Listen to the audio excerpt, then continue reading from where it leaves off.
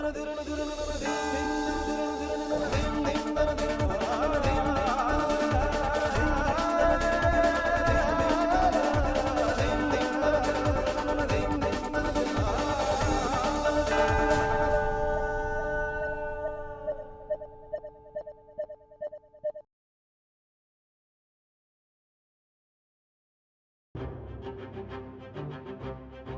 new day, a deeper dive. As the Sami-Sabinsa Group presents the Hindu Huddle India in Dialogue returns, Day 2 picks up the momentum, not with answers, but sharper questions. From reimagining India's federalism to subcontinental geopolitics, from the future of work, cinema's cultural chasms, to public health. This is where India thinks out loud, boldly, urgently, and together. The Constitution of India establishes a structure of the Indian government, including the relationship between the federal and the state government. Where are we in terms of India's federalism? Where should we ideally need to be or should be?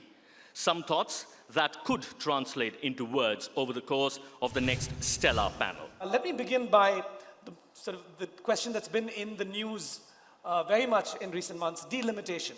So while we're all aware that delimitation comes with the possible risks to the representational power of certain states in parliament, is there an alternative to looking at changes in demographics? Can we add other aspects to the formulas? What are they? What would you propose? And how could this be worked out? We can start with you, Mr. Rajan. Well, I think there are many possibilities, right? Anybody who's thoughtful and can do basic math, there's many ways we can do this. I might be exceeding my brief if I go too far, but I'll just mention 2 points. One, the Joint Action Committee that has been brought together under my Chief Minister's leadership and coordination has clearly recommended that the right action would be a freeze for another 30 years, I think, of the delimitation. So having made an official position, I don't want to exceed that. I just want to point out, though, that this notion of how representation should be decided, this government itself in Delhi, this union government, has already implemented the extreme opposite view. You know, if you go back to the theory that equal weightage of every citizen's vote is the basis for doing delimitation and reassigning seats. That's the basis, right? That's the logic. If that's the logic, then there could be nobody further away from that in their actual history of action than this government of India, because in the GST Council, we have a voting system that is one state, one vote. That is to say, 200 and odd million people of Uttar Pradesh get one vote, 500,000 or 1 million people of Arunachal Pradesh get one vote. That is to say, a state like Maharashtra that contributes, 15% of the GDP and probably 18% of taxes gets one vote, and a state like Mizoram that probably contributes 0.03% of the GDP gets one vote. So if equitable representation on some basis was such a profound principle for this government, they've already made a hash of it. So they're in no moral position to talk about equity as the basis for imminent delimitation. Thank you. Sir, would you like to? I also sharing some of the points expressed by my colleague here, but certain differences, that is, we are not in favor of freezing the total process. It should be changed because now 36 lakhs of people are represented by a single member of parliament, or 25 lakhs of people are represented by a single member of parliament. Then this constituency should be concise for a small constituencies. But this equitable distribution, equitable representation should be there. That is our position with regard to this. The thing is, earlier in 70s, it has been freezed because of the successful implementation of the people planning. And these southern states have successfully implemented that union government program. Now, this is a tool for penalizing these states which had successfully implemented union government program. This proportion should be, at least this proportion should be maintained while increasing the number of seats. That is our position with regard to this. I think this raises a very interesting question of differences between the union government and states. Growth-focused policies or growth-driving policies rather than redistributive policies or welfare policies. Could it be that this is, again, may need to, a negotiated outcome between the need for social welfare and those? Or do you feel that this is just the union being, it has to fall in line with what states are doing because they are contributing the resources? No, I think it is very clear in the Constitution that they're equal branches of government, right? The government of India does not get to dictate what the policy of the state should be. If so, why do we have state elections? Why do we have legislatures? Whatever they are elected to do, their mandate to do, they should do that. And whatever we are elected to do, it's our priority to do that. I would say, actually, even if you look at the southern states, the fact is we're all developed, but we're all not all of the same model. If you take a place like Tamil Nadu, you just have to do budget analysis. It's just math. It's not complicated. You take a place like Kerala, they do a lot more devolution.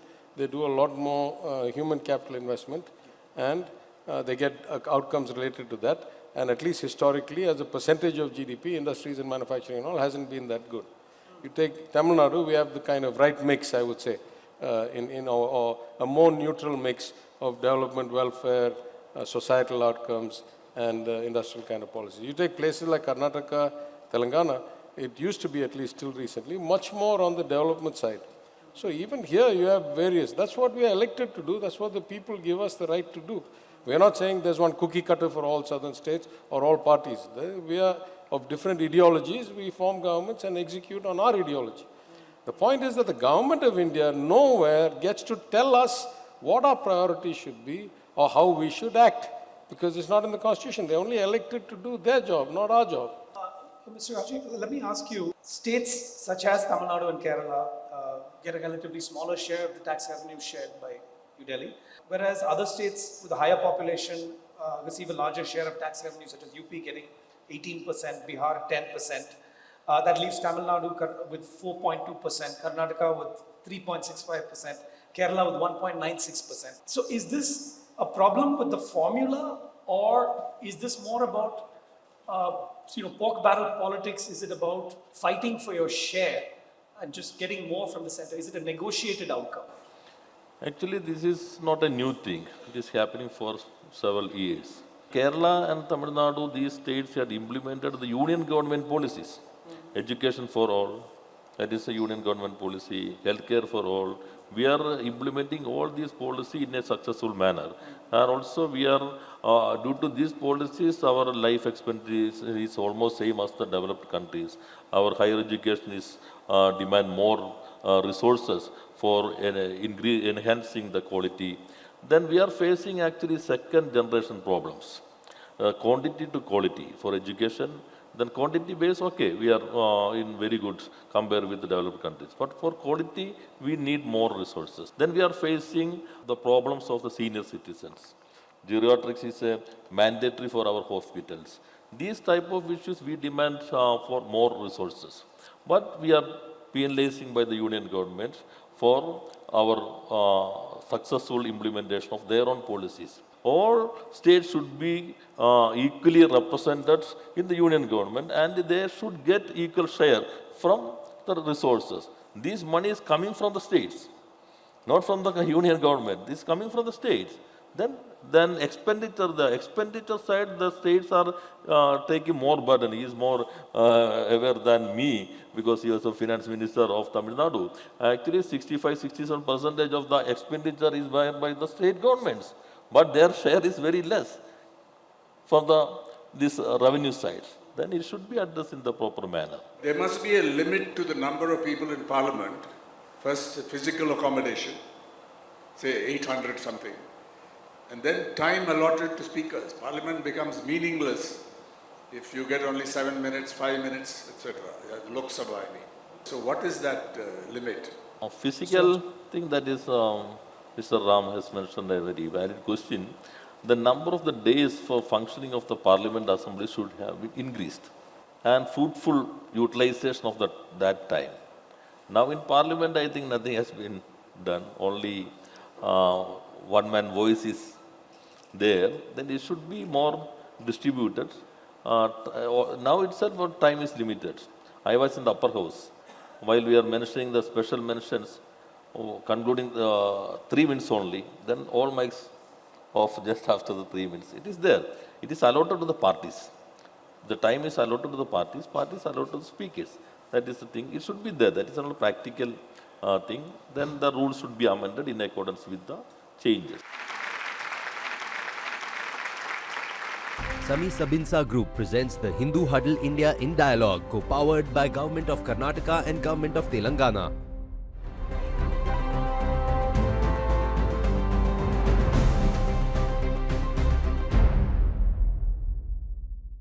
Sami-Sabinsa Group presents the Hindu Huddle India in Dialogue, co-powered by Government of Karnataka and Government of Telangana.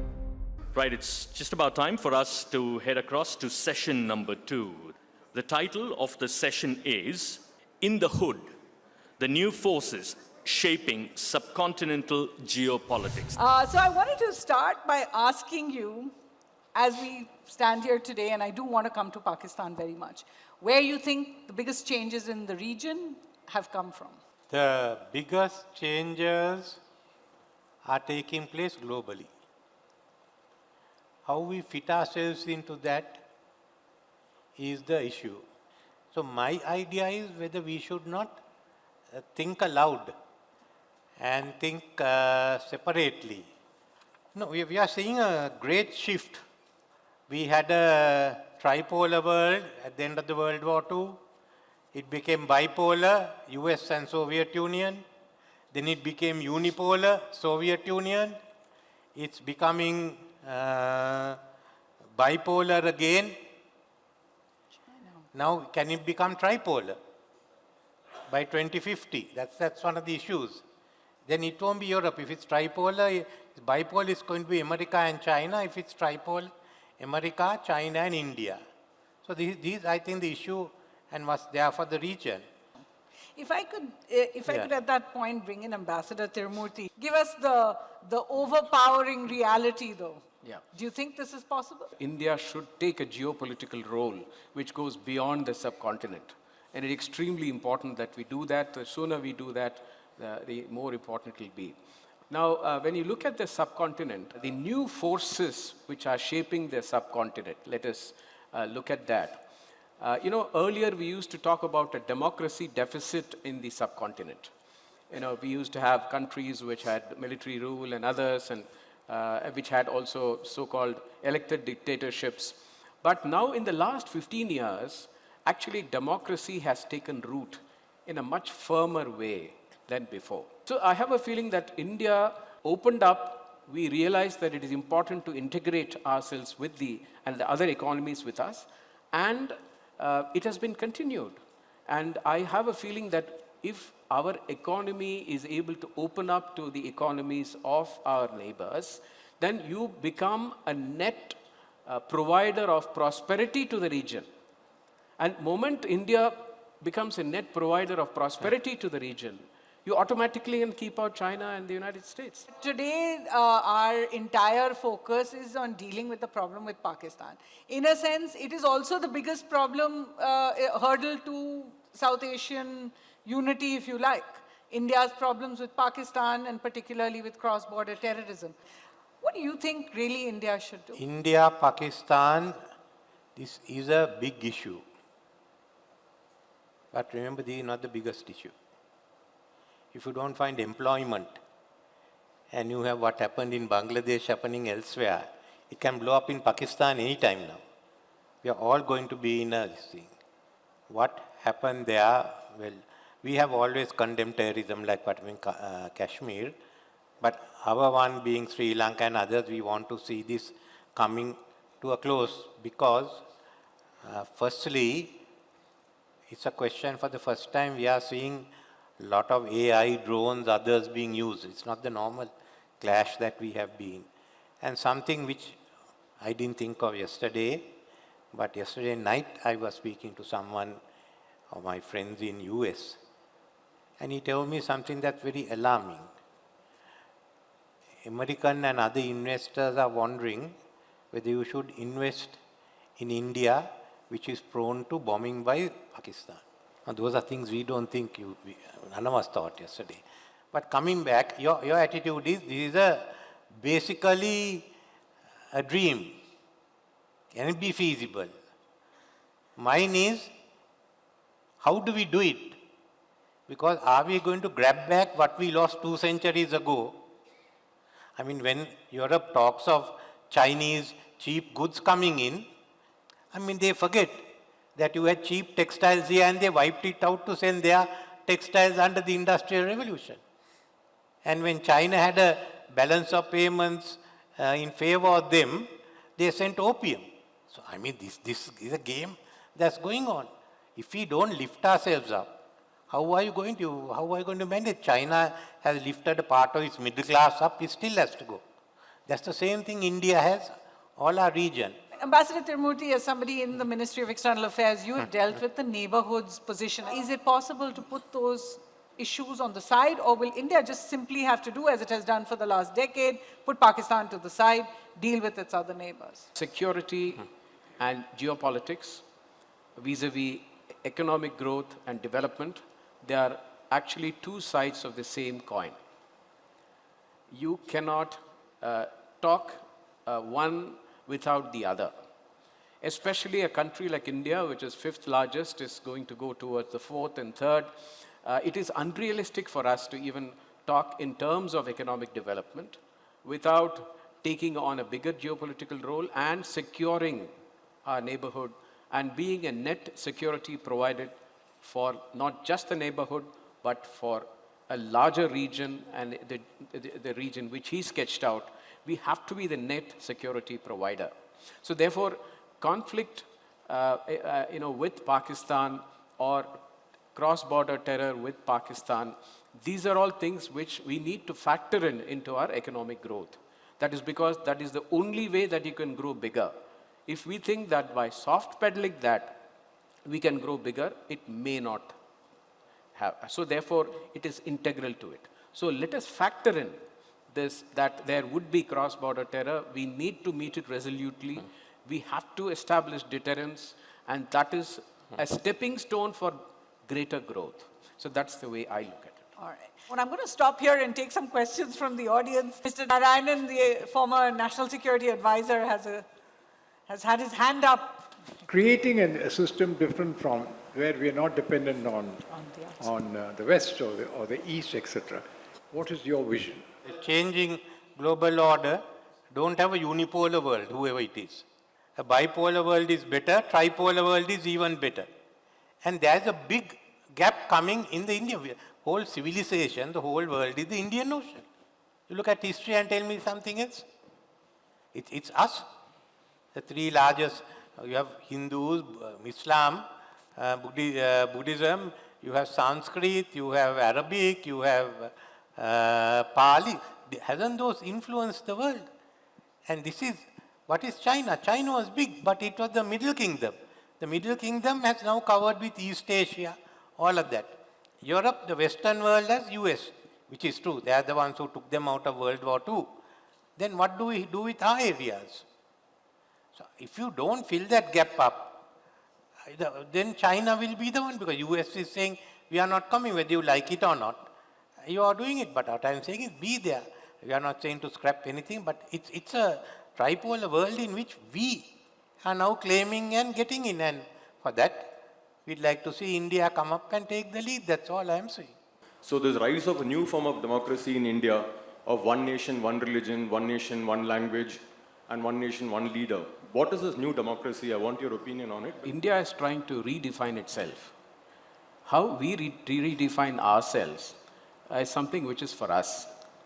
So this is something which we can endlessly debate on how we should redefine ourselves as a nation. So I don't think we have time, and the time is also up to define this. But let me just say that whatever may be the differences we may have on how we are looking at India and how we redefine it, I have zero doubt that democracy is taking firmer roots in the region. And this provides greater resilience to the foreign policy decisions which you will take. And I think that's very important. Sami-Sabinsa Group presents the Hindu Huddle India in Dialogue, co-powered by Government of Karnataka and Government of Telangana.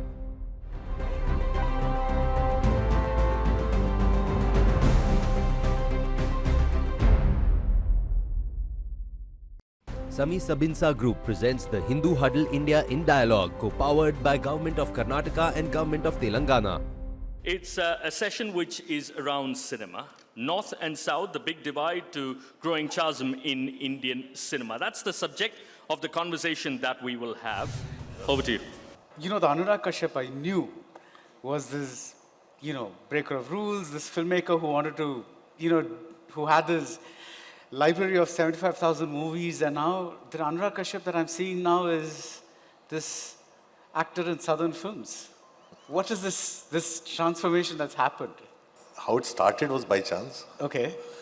And now it's actually much more interesting than trying to make a film. The risk-taking factor from cinema has kind of dropped down. And films don't seem challenging enough.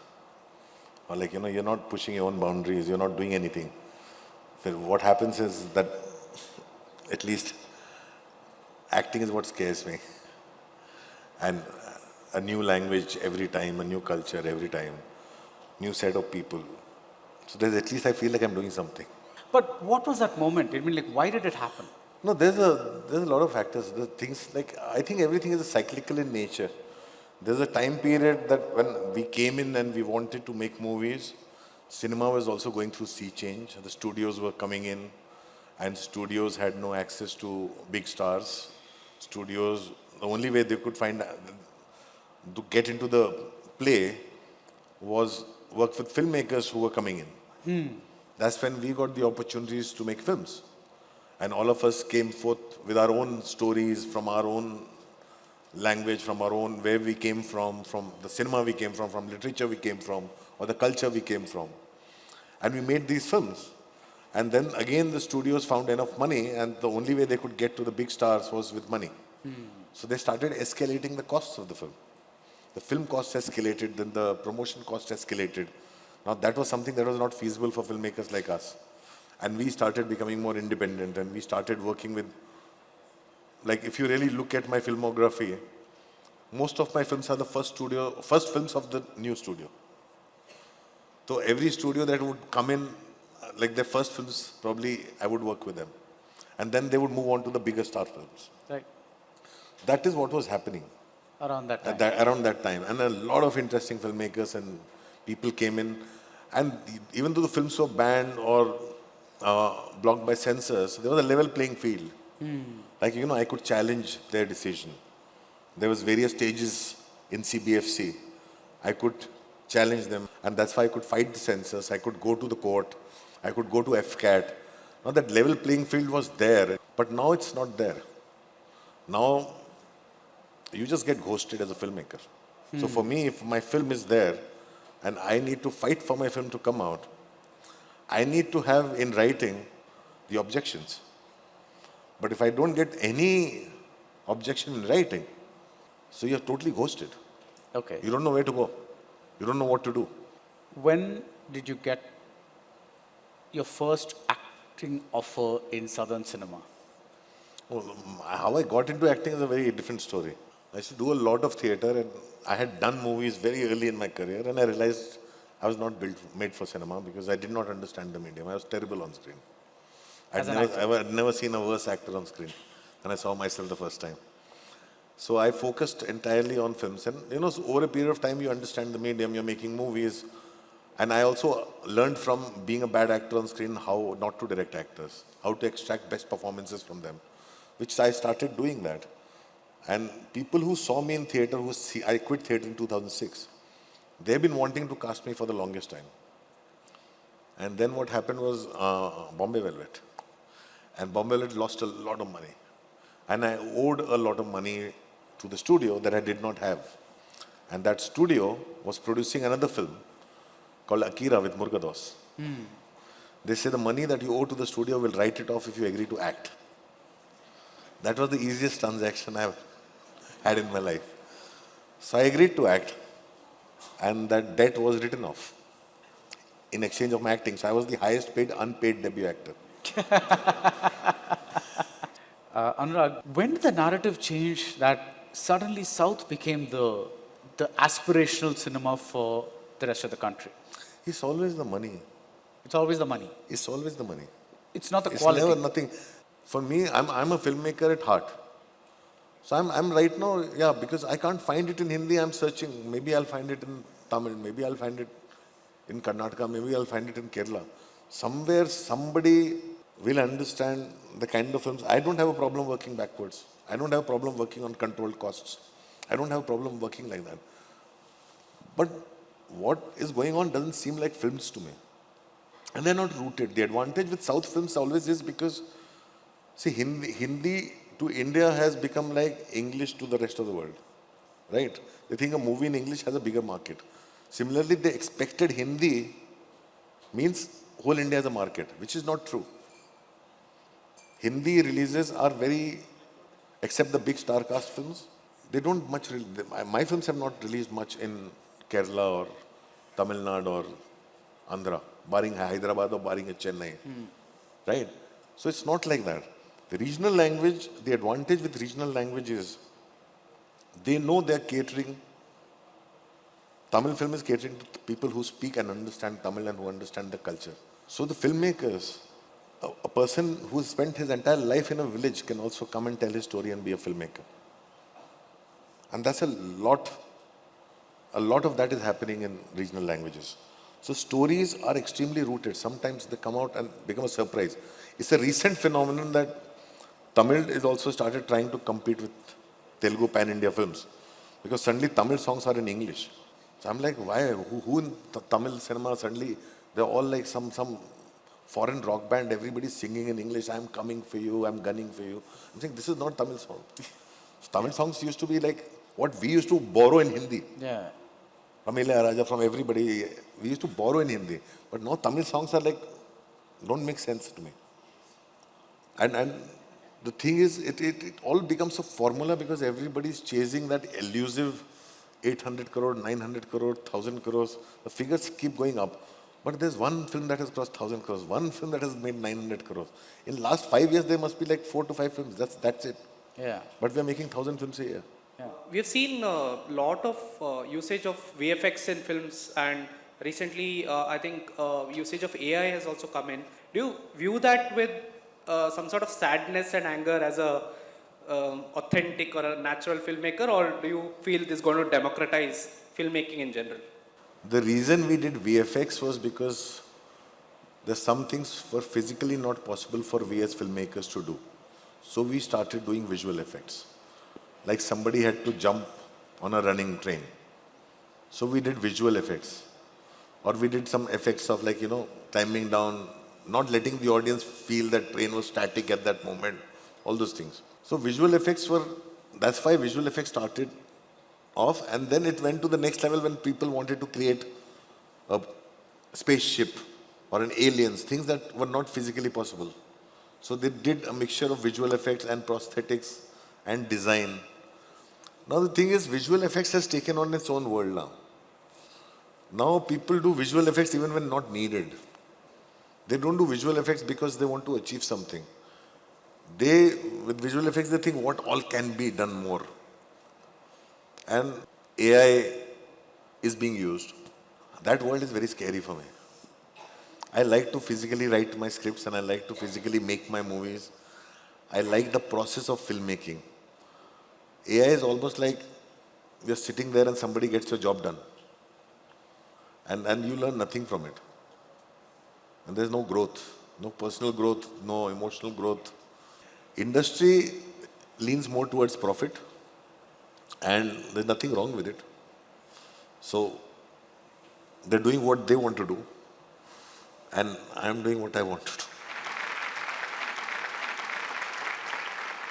Let's talk work, the future of the workplace. Over to you, Navneet. Thank you.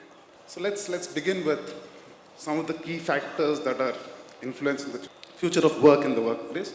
My question to you, Dr. Shravan, is the way we run our business also depends on what our corporate values are, what our ethics are, what our systems are. How are these evolving within corporations, and how can these values help companies navigate change? I strongly believe that how we sell matters as much, if not more, than how much we sell. And you can't open a page of the business line this week or any week without reading about some corporate scandal that's unfolding. But this is not new. And I actually celebrate that because I think that's a sign of transparency. I think that's a sign that people are taking it seriously.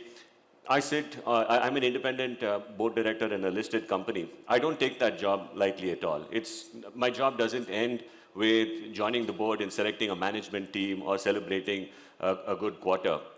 If something is too good to be true, it probably is.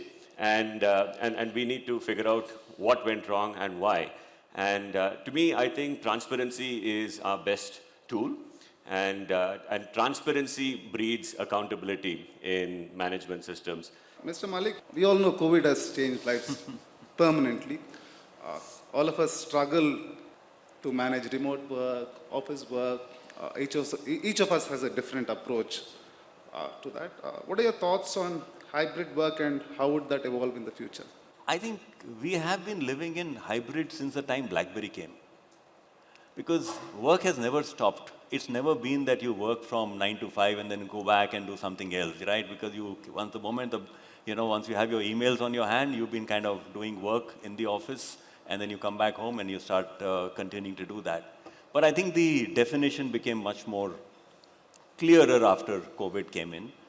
Having said that, there will be some jobs which may not become work from home. But there have been jobs which have always been work from anywhere. I think companies like ours is when we experience that actually you can, thanks to technology, thanks to Zoom, thanks to Teams, that actually work can happen. And it's come as a blessing in many ways, in terms of your work-life balance to some extent.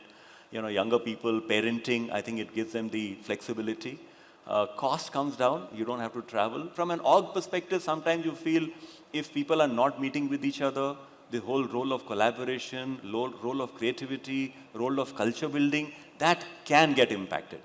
But at the same time, policies have to evolve, and I think many policies for us, even legacy organization today, we find are best in class in terms of policies to make sure that work life can continue. Mr. Parna, your thoughts on organizational DEI and its role in future-proofing the workplace? So right now, the words DEI trigger a lot of thoughts, a lot positive, maybe some negative. But I think generally what the underlying belief is that and it's really, if I say it from the point of view of organization, that is the organization tapping into the best talent for a particular thing? And because there are groups that don't have enough representation, and then therefore, it's a bit of a vicious cycle. So you can be left with actually not having access to a large part of the talent pool.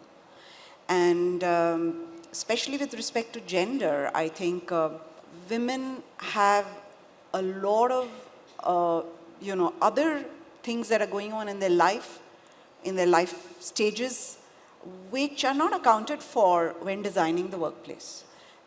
Now, after the modern workplace has been there for maybe a century, and it's only in the last 10, 15 years that people are now trying to retrofit the design to also look after, needs of women as they have, different life stages, including maternity, etc. So I think fundamentally, this needs to be designed from zero base, from first principles. And also accounting for the fact that parenting is not just mothering. I mean, there is a fathering angle which people in earlier generations did not think too much about.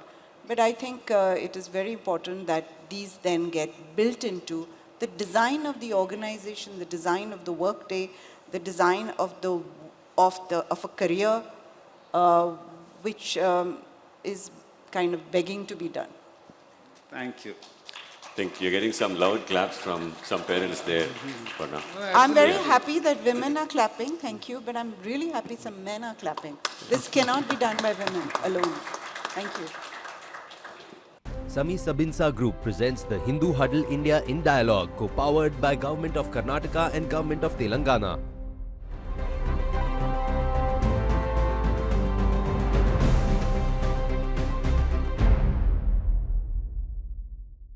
Sami-Sabinsa Group presents the Hindu Huddle India in Dialogue, co-powered by Government of Karnataka and Government of Telangana. Right then, ladies and gentlemen, let's move across to the next session, which is the penultimate session of the Hindu Huddle 2025. It is a session which is titled Non-Communicable Diseases, Trojan Horse of Indian Health. I'll start with you, Dr. Preeta Reddy. Apollo has been at the forefront, like I said, at the vanguard of NCD prevention, particularly for the last 40 years. Are there any signs that you see in the last decade or two that indicate this problem has been growing tremendously? We have been talking about prevention, about screening and intervention consistently for the past 40 years. And I think your naming it the Trojan horse is probably very apt. And to me, the Trojan horse could be there. And the problems, the enemy is the way our lifestyles are. But what is worrying and what is where we need to think about and interventions, which is possible, is mental health and obesity.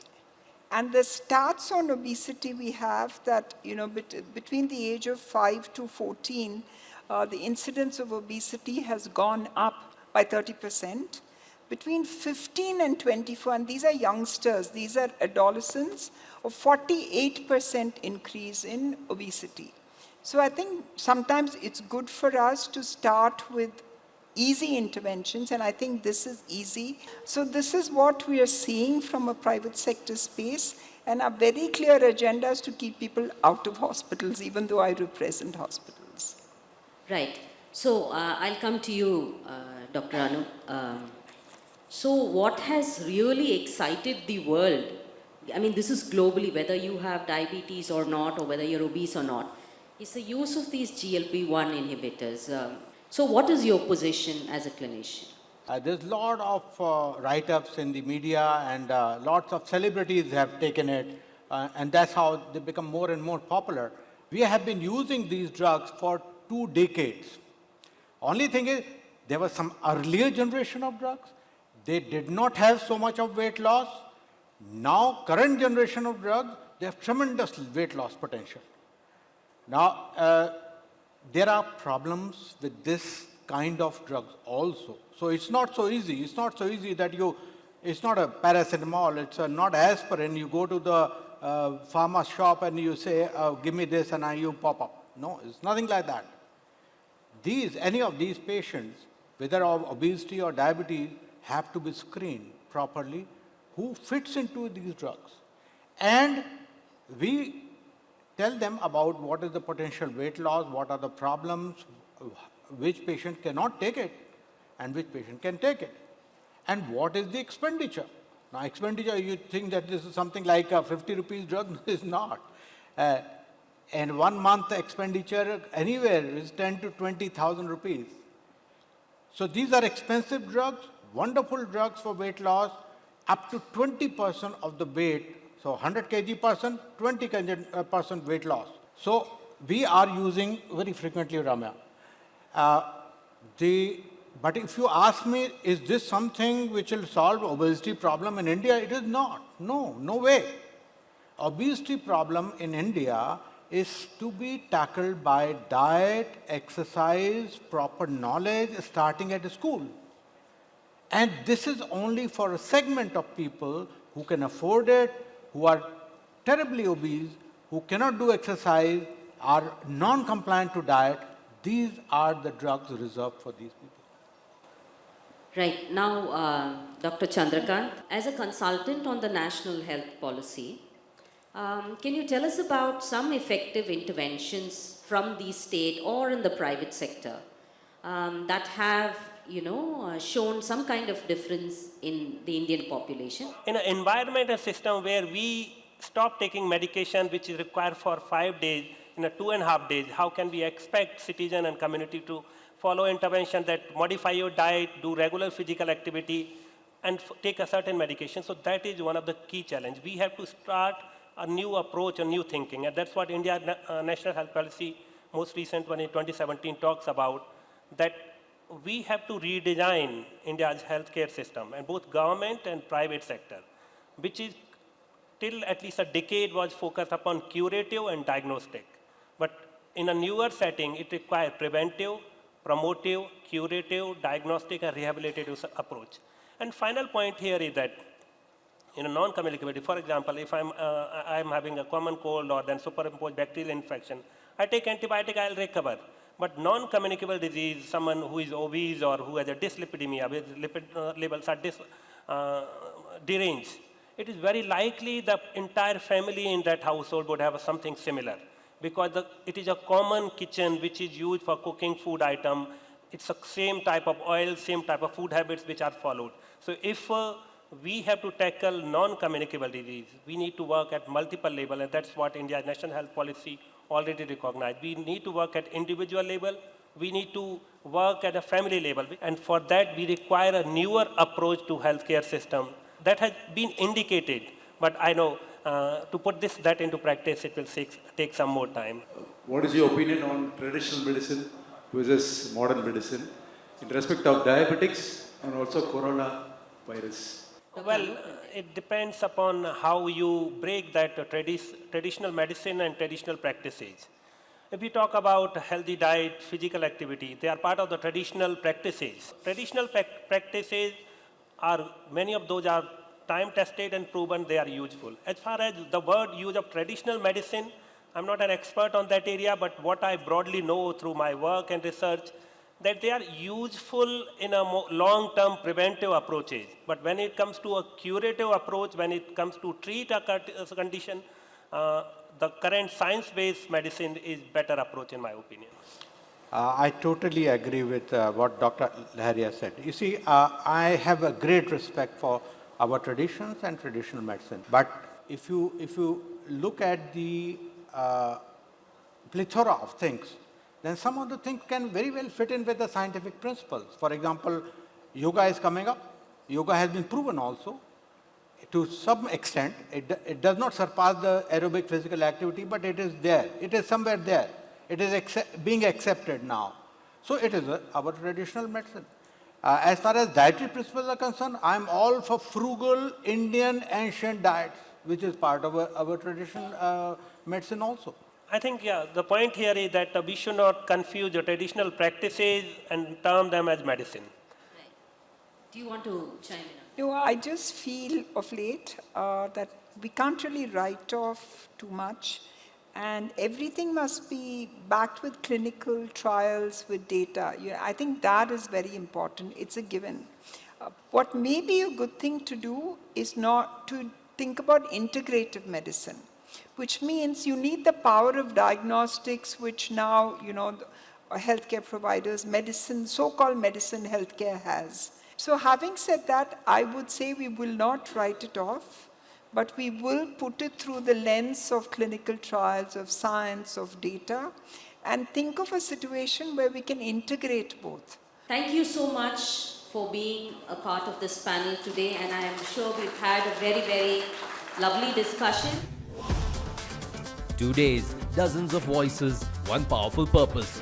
Dialogue that doesn't just inform, but transforms.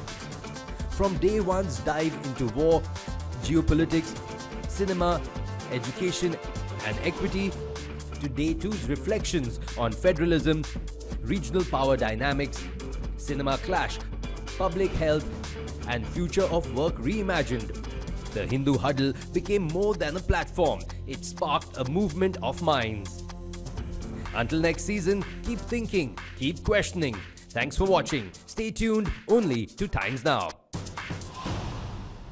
Sami-Sabinsa Group presents the Hindu Huddle India in Dialogue, co-powered by Government of Karnataka and Government of Telangana.